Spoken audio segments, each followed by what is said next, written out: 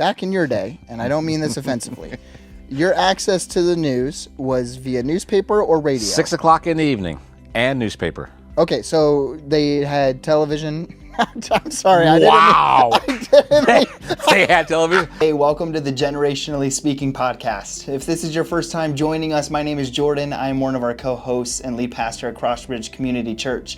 And today is season 6, episode 5. Brad and myself are walking through a very relevant topic: how to navigate a culture that is just consumed with misinformation and disinformation. This was an incredible conversation that affects, honestly, all of us. Whether you are a Gen Zer, a millennial, a Gen Xer, or a boomer, we have to navigate a world that is filled with both misinformation and disinformation. And so our challenge for you is that you would lean in, that you would listen, that you would pause, stop, and think about the content before us. Hey, well, welcome everybody to Generationally Speaking. This is season 6, episode 5. I had to glance down just a little bit so I didn't get it wrong. Proud of you. Yeah, thank you. So, hey, what we do here, if you're kind of new to the podcast, is that we take topics and then we look at them through a pastoral lens of our own generations. I'm not sure you said generationally correct. Me being a boomer, you being a millennial. This may be a long night. I'm just going to warn you right now. Or morning, whenever you're listening to us. We today are talking about... This is a great conversation. A great conversation point. Navigating a world filled with misinformation and disinformation. Mm-hmm.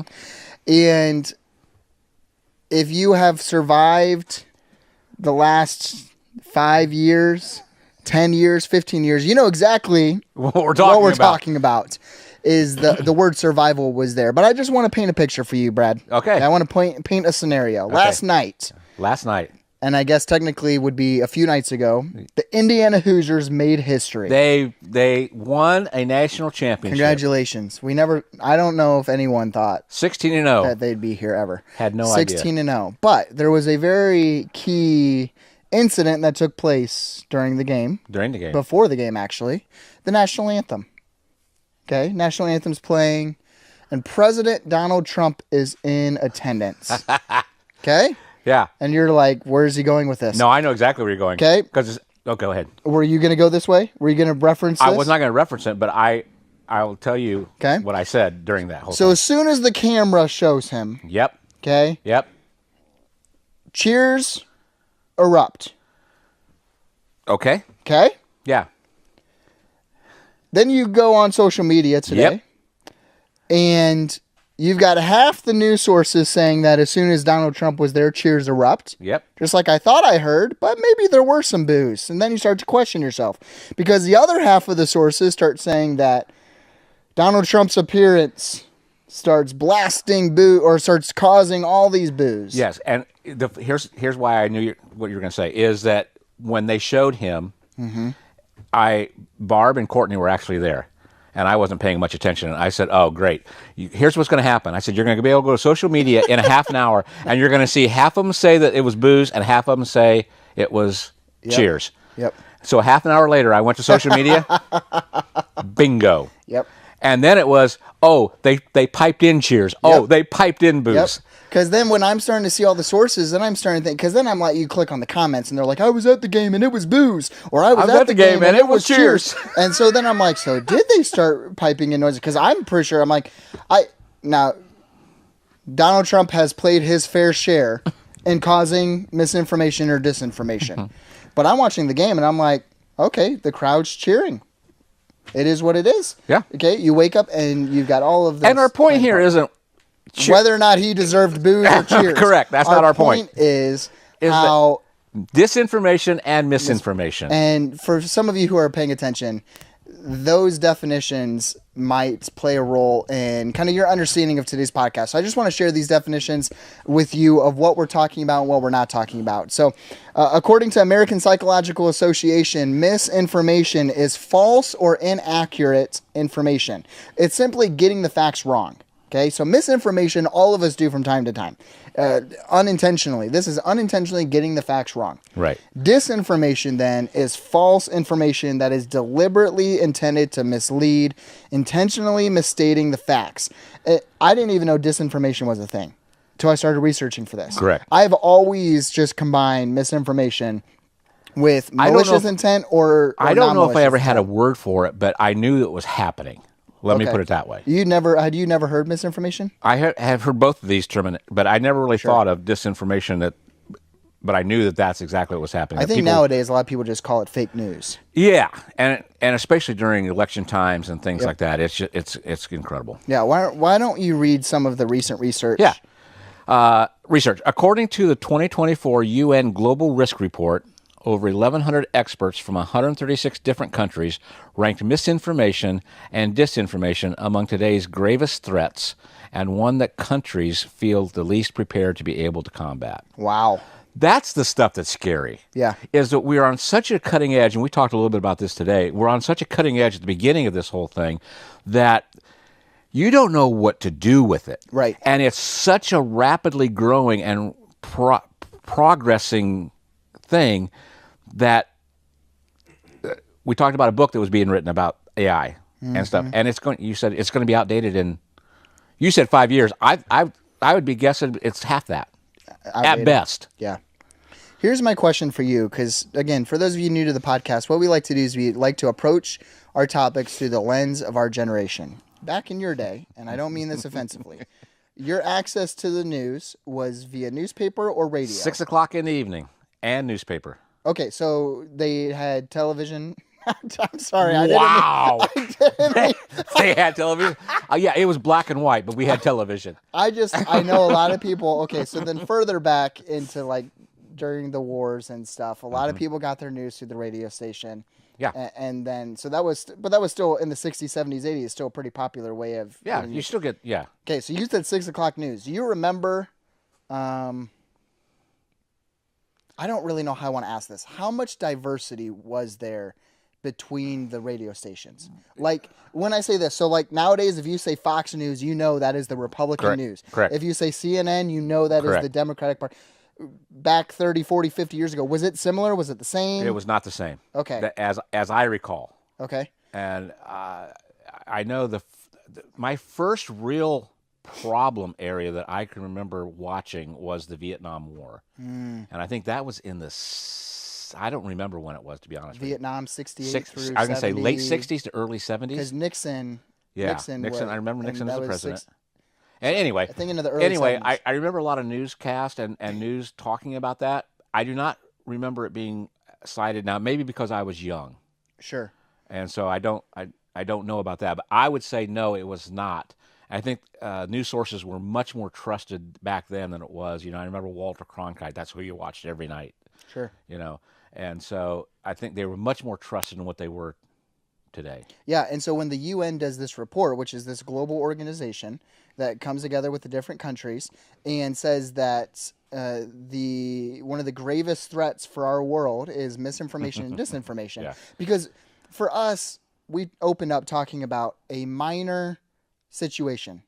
Was President Trump booed or cheered for? Right. Okay. What the global threats are talking about with misinformation, disinformation is, could be astronomical. We're talking about people's lives. We're talking about. Yeah, and I'm assuming we're going to be talking about AI and some of the things that's happening coming up here. But it's getting to the point that the misinformation is getting scarier and scarier and scarier, and it's so much harder to distinguish what is real and what is not. And that was why I asked you about a couple of decades ago what you remember growing up about the diversity in the news organizations and how they handled each other. Because nowadays you got CBS, NBC, ABC, Fox, Reuters, CNN. And it's 24/7. 24/7, and every single one seems to have their own angle. Now, I do remember when you even said Nixon, I can remember Watergate. That was a big deal. Oh, yeah. And what was information like then? Do you remember? There was people taking sides, but as I recall, it was not necessarily on the news that way. They were reporting what was happening. And I'm sure there was some one-sided stuff going on. Sure. But there was a lot of conversation in between, and that's when books started. It was more, honestly, it was more in books that you saw.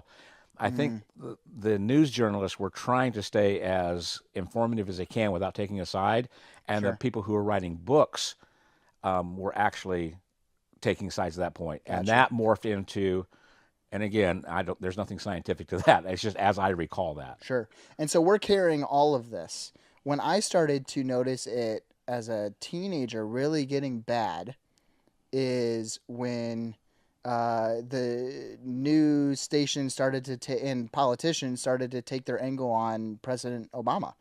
Was he born in the States? Was he not born in the States? Everybody. That's when I think the shit, and maybe this is just the age I was, because you go back to 2008 with the market. Okay, maybe there was misinformation, disinformation there. Yeah. You go to 2001. I honestly think that's when it ramped up. See, I was thinking of, okay, when with Obama in 2008, 2012, and then right around there with becoming president. Yeah. Is when, and again, it's hard because that's when social media has become more accessible and available. So all of this seems more recent. Yeah. Because everybody has access to an opinion nowadays. But here's something we wanted to share. Politicians, news agencies, and organizations use misinformation and disinformation strategies to cause fear, distaste for each other or other candidates, or a lack of faith. Because fear and distaste of others and lack of faith is what sells. When I was researching for today's episode, if you aren't using misinformation and disinformation strategies today, you are far behind.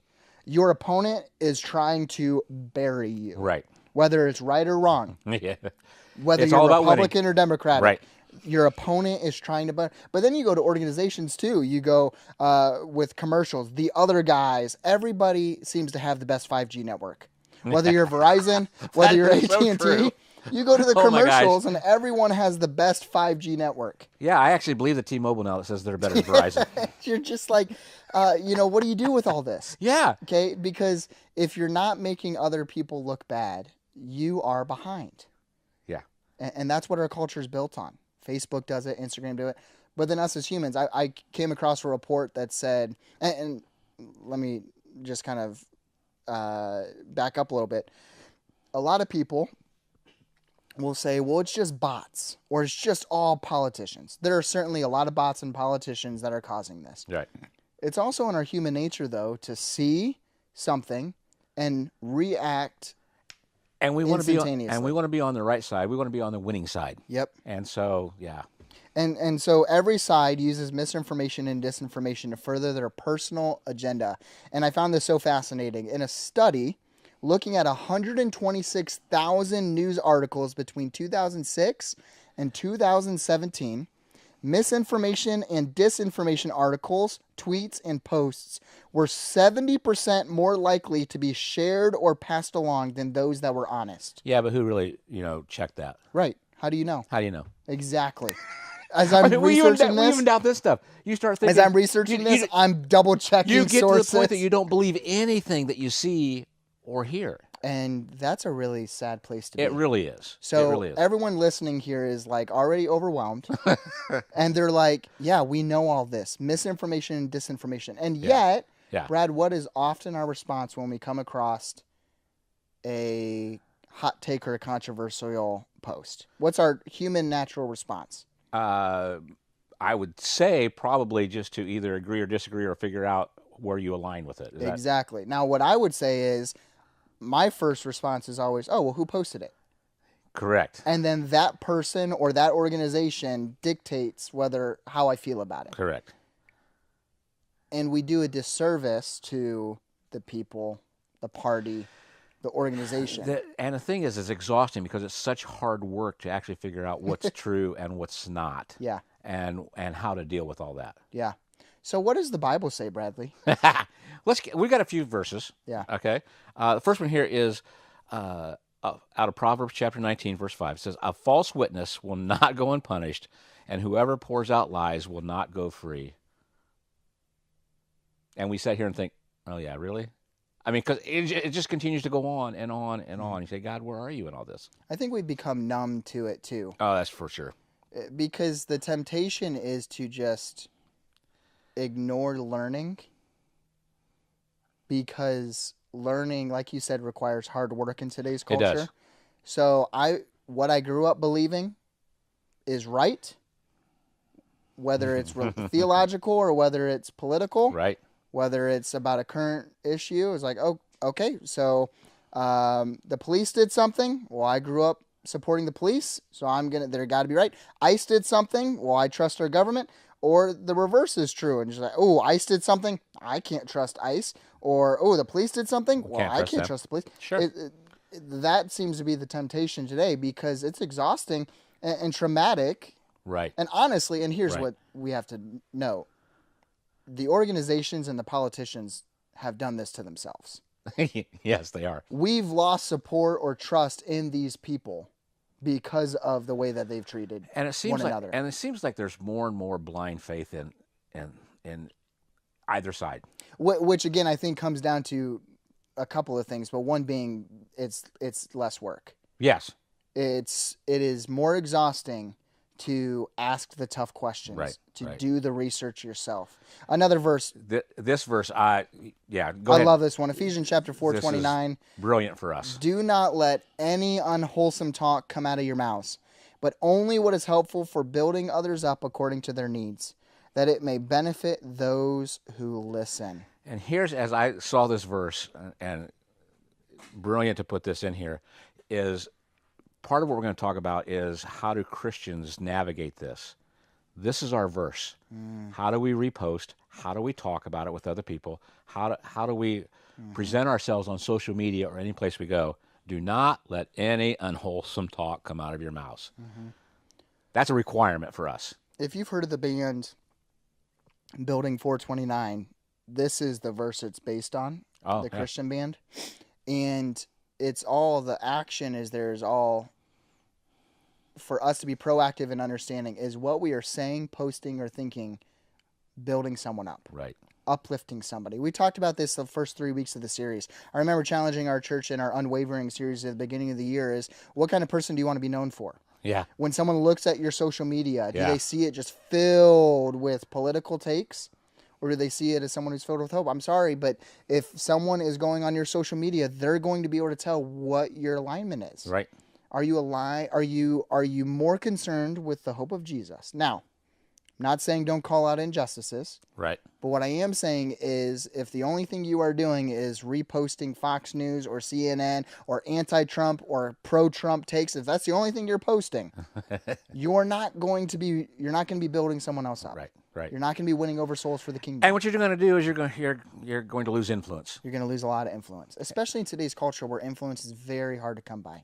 That's correct. Because again, what are we used to in the last 20 years is our influence has been mishandled. Right. Not just as pastors, where pastors are committing scandals left and right and they're becoming more aware, but our politicians are, now again, anybody can get into office. Okay, and Congress and Senate and our presidency, character has gone out the door. Right. And so those are the people that we say that we don't put our full hope in or our trust in. We tell ourselves that. Right. But then as soon as this person tweets something or posts on X or posts on Facebook or reshares something, they said it. I believe. What's your saying? Bible says it. I believe it. That settles it. That's how we handle our news. It is. Our news. So Yeah. I know you had another verse or two that you wanted to share. Yeah, actually, they'll actually come up when we talk about probably this next thing here. So let's Perfect. hold Next on for a second. steps then, Yeah. as you're listening. How do we navigate this as a church? Yeah. Because we don't want to become, we don't want to be put in our own silos. We have to understand what's going on in the world. Right.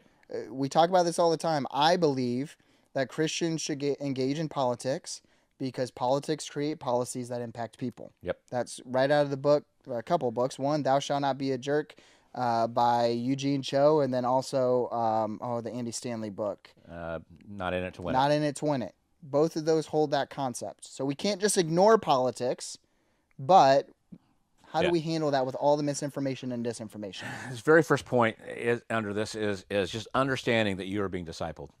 What? And we have talked about this, and algorithms are discipling each and every one of us. What's an algorithm? I have no idea. Here, I don't know what all I know is that your social media feeds are being pushed Your by what social media feeds, yeah. is It's a dumbed down by version. by some algorithm, which doesn't even make sense to me. But It's a code. you know, It's the way that the Facebook code is established. yeah, and you talk about something or you look at something and you Your phones are listening. all you the time. Taco Bell sounds really good tonight. Yeah, and all of a sudden you get ads on Facebook for Taco it's Bell. just nuts. Anyway, so you are being pushed a narrative. Yeah. And your social media feeds are doing that. And I think it's gotten such commonplace. And I think some people think, well, oh, look, everybody must agree with me because that's what I have on my post all the time. Mm-hmm. That's because that's what you're being fed. Yep. There were a couple of things I wanted to share here. First, Facebook has openly admitted, and they did this during election season. Yes, they did. To put more things on your social media feed that you disagree with to spark anger. Correct. Because those who are angry will comment or share things or spend more time on the content because anger sparks fear, and fear is what sells. Yep. Second thing is this, and this is also something that we've seen different social media platforms post, and you said this, is what you spend more time on is what's going to show up more and more. This is part of the algorithm. And so if you watch a minute and a half long video of someone speaking, that's the type of content they're going to start generating.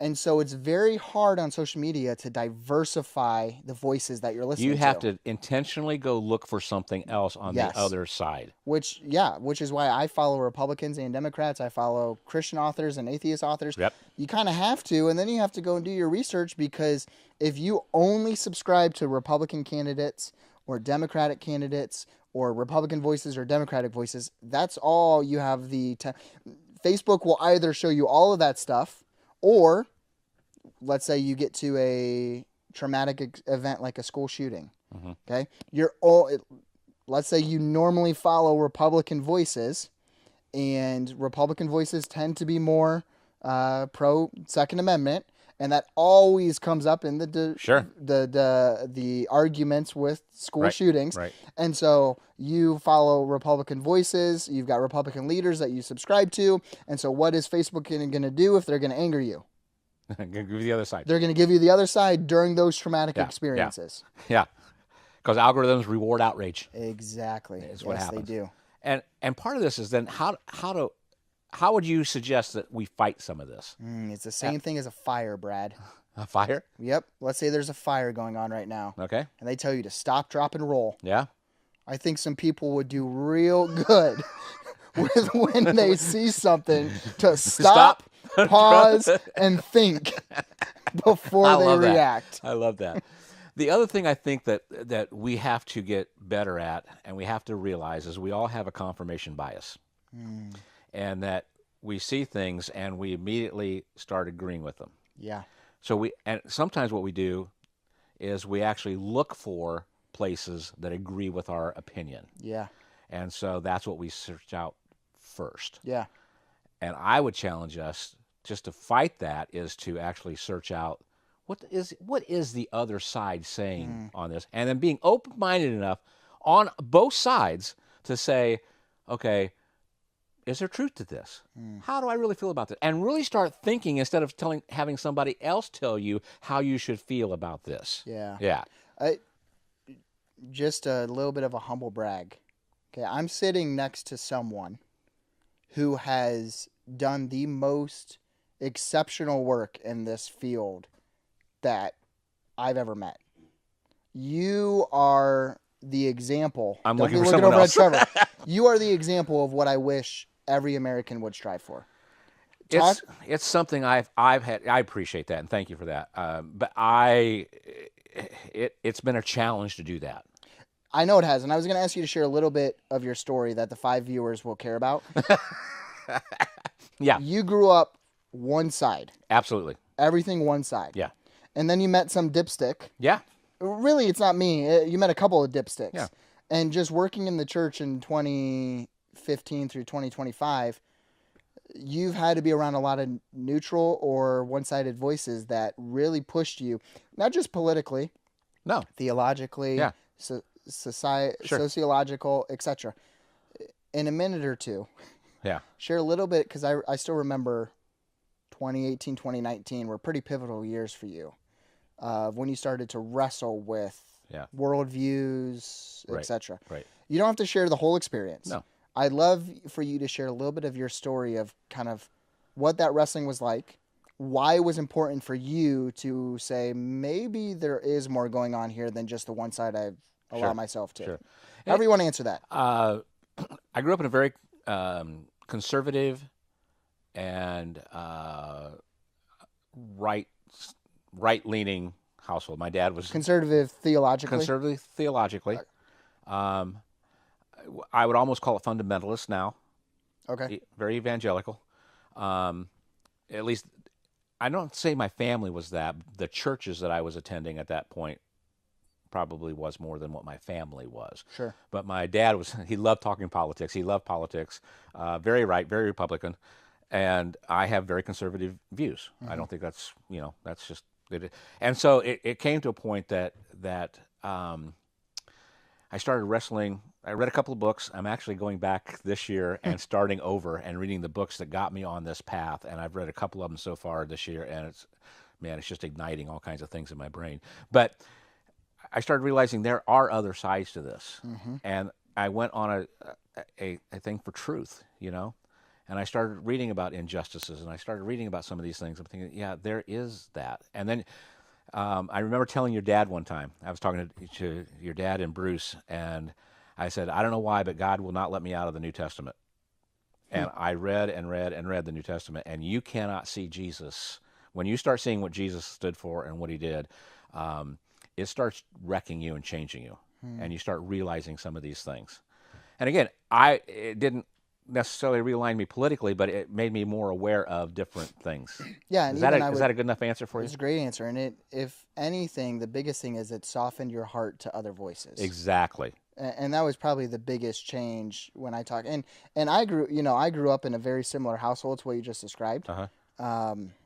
And then I go off to college in Chicago, and I get a very diversified. You're thrown into the fire. Yeah, I'm thrown into the fire where I was like, whoa, Christians can be Democrat. Yeah. You mean to tell me that not when I grew up. I know. Well, even with how I grew up here in Fort Wayne, I was like, there are injustices in race and in. And here's, can I stop for just a second? Yeah. If that statement made you, something came up in you, check that. Your check engine light? Yeah, it's a check engine light. I might have a confirmation bias there, know?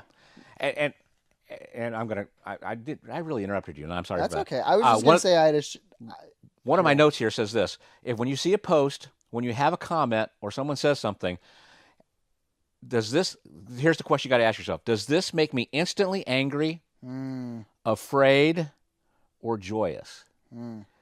That's good. If what is just said, if it immediately gives you, and I'm not saying you might be wrong, but I'm just saying it's time to check. Right. Why am I feeling this? Yeah. And my guess is there's some people listening that when you said that, it certainly it checked them. Yeah. So go ahead now that I've interrupted you. No, you're okay. So when I got to college and I started to meet some incredible Christians who were Democratic, and some incredible Christians who were third party, or some people who believed certain views where I grew up believing. I'm like, I didn't know that was the case. It just started this wrestling inside of me as well. And some people have used the phrase deconstruction. Some people have used the phrase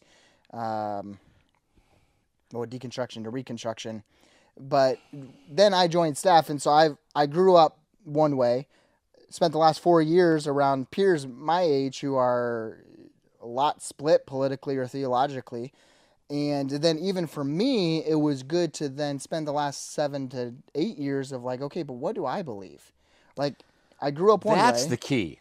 That's good. And then I went to college and I was taught other voices. Right. And so now it's like coming together with, okay, what do I believe? But then also making sure that I diversify who I'm listening to.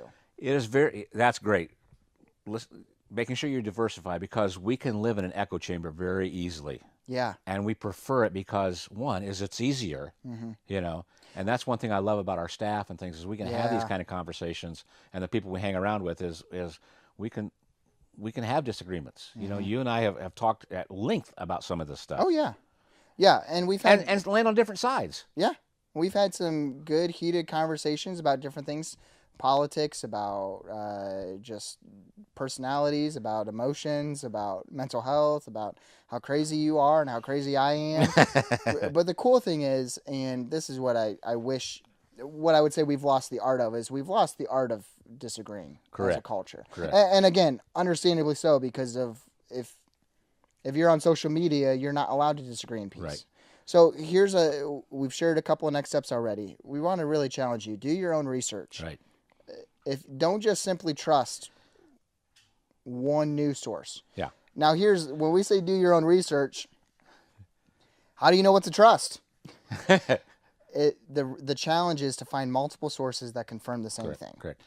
This brings us to one of those other verses. Sure. 1 Thessalonians 5:21 says this: test everything, hold on to what is good. Yep. And again, it takes some work, but you got to be willing to go outside of your sphere. Yeah. And don't be afraid of listening to somebody else. Yeah. There's some books one of the things I'm really working through this year is just some theology things, and I'm being stretched in some of my areas of theology, and Sure. and I'm reading some people that if people would know that I was reading them, they'd say, "Oh, that person's a heretic. You shouldn't be reading that." But it stretches you. Yeah. And it makes you try to figure out how I'm going to own what I'm going to believe. Yeah. Yeah. Last step that I would say is just understand that not everything you read from your trusted sources is correct, and not everything you read from your least trusted sources are false. Correct. And so a lot of this really is just kind of recalibrating your mind, not to think of it us first, them, but understand that, again, like we said earlier, we're all being discipled. Right. Every single news source has an angle. Every single pastor has an angle, whether we like to or not. We try to be centered at God's feet, okay, but we also have to understand our sin and our own biases. Right. So as you're sitting there and you're wondering, okay, so then what do I do? One of the things I really like, and I don't know if you'll share about the source, the email, the subscription that you really appreciate. I wrote it down. Okay. The one that I really like, if you're looking for a Christian approach to news, where they do a ton of research on fact checking, and it's very simple. It's not overwhelming. They send you 3 to 5 articles or 3 to 5 small few sentence paragraphs in your email every day about current world events. It's called The Pour Over. Mm-hmm. Okay. It's free to subscribe to. You got the app, you got the email. They send you 3 to 5 stories that are happening in the world, and then they give you a Christian perspective. Yep. I love it. I follow them on social media. I follow them on my email. I check it. It keeps me up to date with things, but then I don't get all of the more mainstream mumbo jumbo that's trying to disciple me toward anything but Jesus. And then why don't you share a little bit about the news organization that I started following? I actually subscribe to this, so I like it so much. This is not sponsored. No. I actually pay for this. Wow. It's a place called Tangle. And what they do, it's a relatively new organization, but they're growing very rapidly. And they'll take like today, the whole thing about Greenland. Yeah. And so what they do is they say, here's what the left is saying, and they give some articles on it. Here's what the right is saying. They give some articles on it. And then one of their editors will say, this is my take.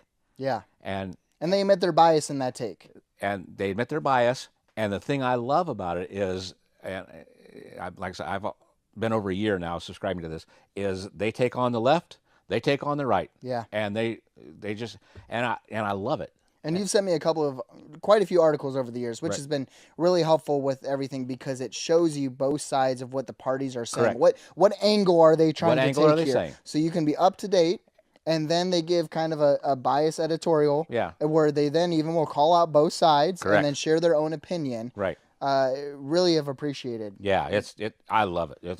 It's to me, it's the most neutral thing I've seen yet. Yeah. So hey, thank you so much for joining us today. As you're navigating this world, understand that your kids are navigating this as well. Oh yeah, that's a good point. It's so difficult. What I love about the Pour Over is they've got a subscription for kids. Yeah. It's called the Decaf.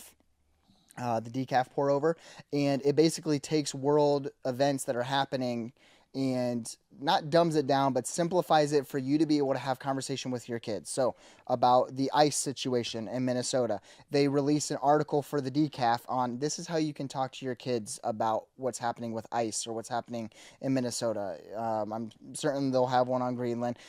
Anyway, understand that. But with all that to be said, realize as you come down to it, we're being discipled. People are trying to buy our influence, buy our clicks, Trying to buy convince our... you. Yep. And so who do we want to be discipled by? Fox News, CNN, President Trump, Democratic Party, etc. Hopefully our answer is Jesus. Absolutely. And that we would be centered at the feet, the Word of God, the Scriptures, the throne of Jesus. And what was it? Don't stop, drop, and roll. It's pause. It's stop, pause, and think before you relay a message. So thank you so much for joining us today for episode 5 of season 6. We hope that this was helpful for you as you process a world filled with misinformation and disinformation. We will see you next time as we start to talk about AI. Oh, boy. Have a great rest of your day. Thanks, everybody.